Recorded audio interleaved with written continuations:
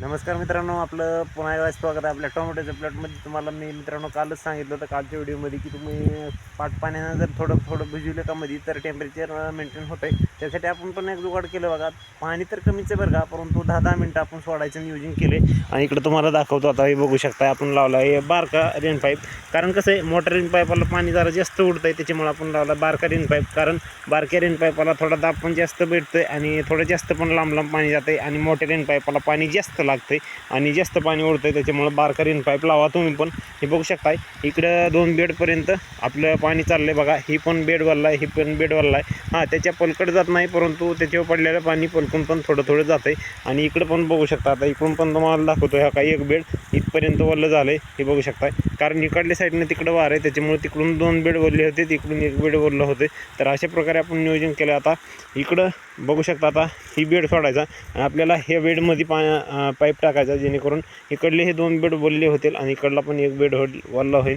त्याच्यामुळं आता आपल्याला इकडं 4-5 वेळेस टाकायचे. तिकडं पत्ताकोबी आहे, त्याच्यात पण टाकून घ्यायचं, जेणेकरून तिकडून येणारी पण हवा गार होऊन इकडे येईल आणि तिकडून घास पण भिजून घ्यायचं, जेणेकरून तिकडून पण येणारी हवा आहे का नाही ती ह्याच्यामध्ये येता वेळेस गार होऊन येईल. तर अशा पद्धतीनं आपण नियोजन केलं मित्रांनो.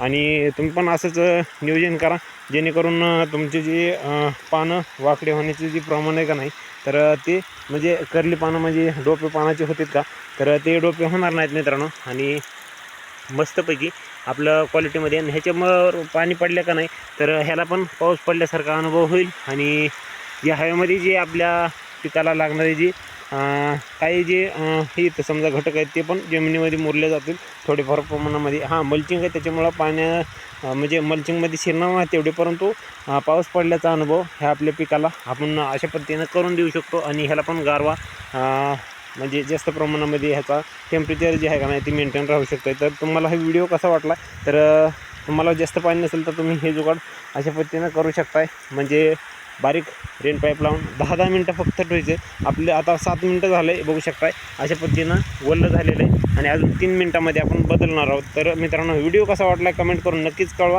आणि पाण्यानं पाणी द्यायचं असेल, जास्त पाणी असेल तर तुम्ही पाण्यानं पण पाणी देऊ शकता. तर हा व्हिडिओ कसा वाटला ती तुम्ही आम्हाला कमेंट करून नक्कीच कळवा. भेटू दुसऱ्या व्हिडिओमध्ये. तोपर्यंत रामकृष्ण हरी. जय जवान जय किसान.